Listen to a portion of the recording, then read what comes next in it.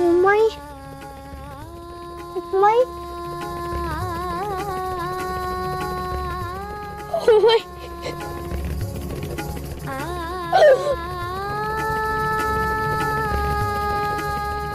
मी अगदी तुझी आठवण काढली, तू आलीस। बाळा तुला शांत झोप लागत नव्हती ना, म्हणून तुला थोपटायला आले।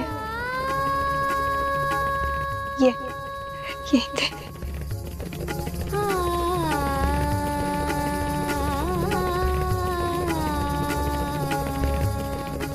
सखू, तू खूप धीराने आणि समजूतदारपणे वागतेस, माहितीये मला।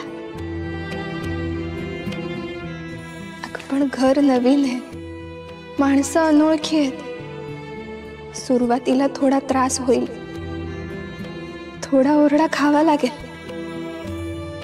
पण सगळ्यांना लवकरच तुझा सरळ आणि मनमिळावू स्वभाव उमगेल बघ। आणि तू सगळ्यांची लाडकी होशील, खात्री आहे माझी। सगळं छान होईल बाळ, झोप, शांत झोप। माई किती बरं वाटतंय ग।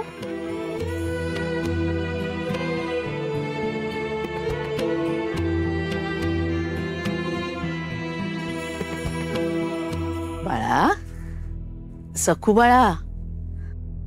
माई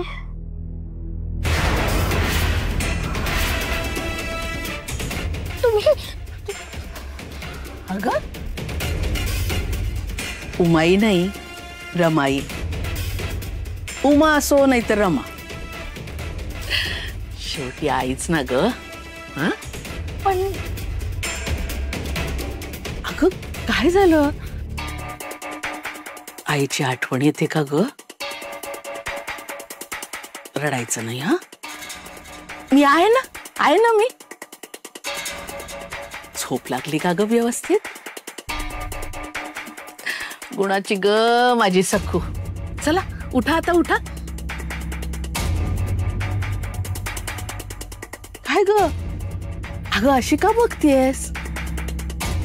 चला उठा, आपल्याला की नाही बाहेर जायचंय। हा चला उठा उठा उठा उठा, या उठा। शाण ग बाळ माझं ते, उठा। या सखूबाई, लवकर लवकर आटपायचं हा। कडकडीत पाण्यानं डोक्यावर आंघोळ करून घे। नाणी घरात शिक्के काही ठेवलेली आहे, छान आंघोळ कर, तुझे केस पुसून देते आणि मस्तपैकी खोपा घालून देते तुला। शाणी ग ती बाई, चल।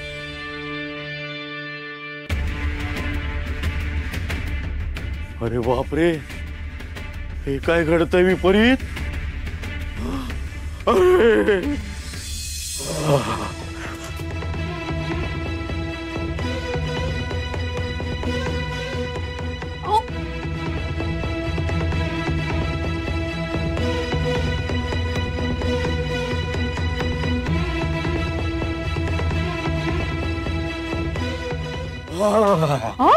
हो काय झालं? असं खोळ्यासारखं काय करताय? अगं खूळ सोड, त्याहीपेक्षा काहीतरी भयानक होणार आहे माझ्या बरोबर। अहो पण काय झालं तरी काय? काय झालं? तयारी कर, आपल्या सगळ्या सामानाची आवराआवर कर।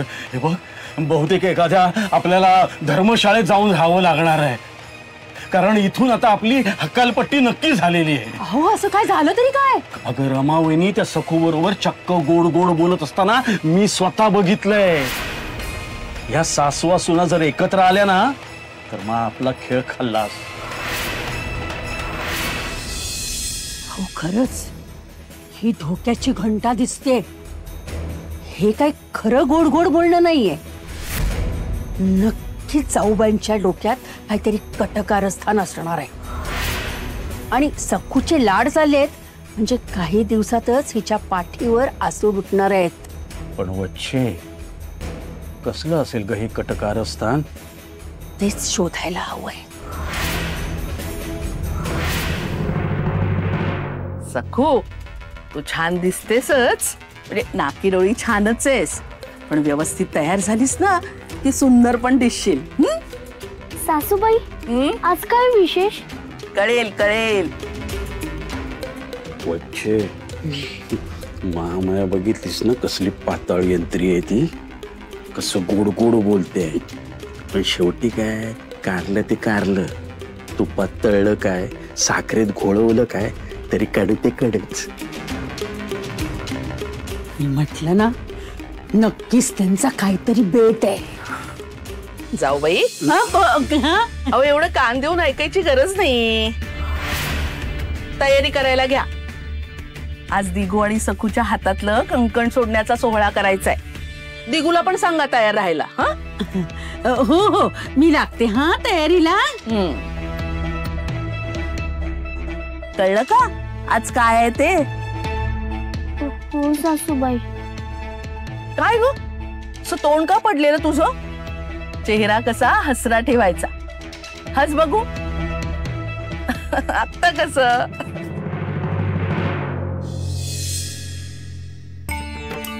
दिगू, तुझी बायको बघ किती सुंदर दिसते आज.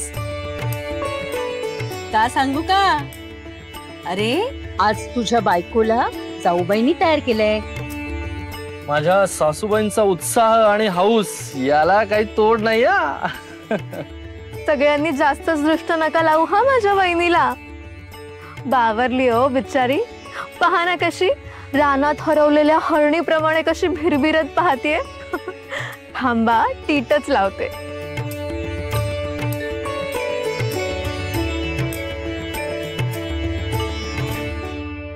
कौतुक केलं म्हणून टोक्यावर बसायचं नाही. हं?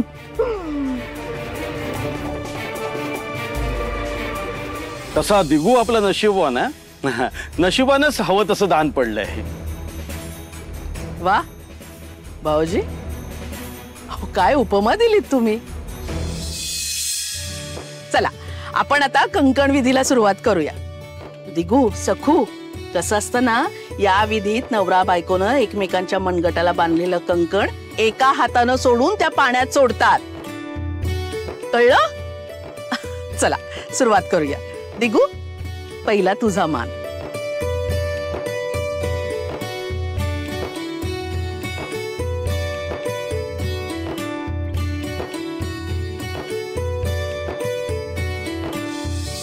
काय दिगू, जमतंय ना? नाही म्हणजे कसं आहे की हातामध्ये कौशल्य असायला लागतं बाबा.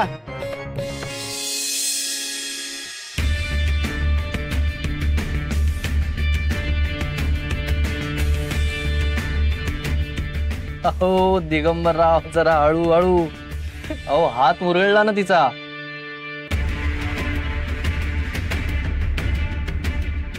दिगू, कंकण असं कोरड्यानं नाही हा सोडवायचं. नाव घ्यावं लागेल.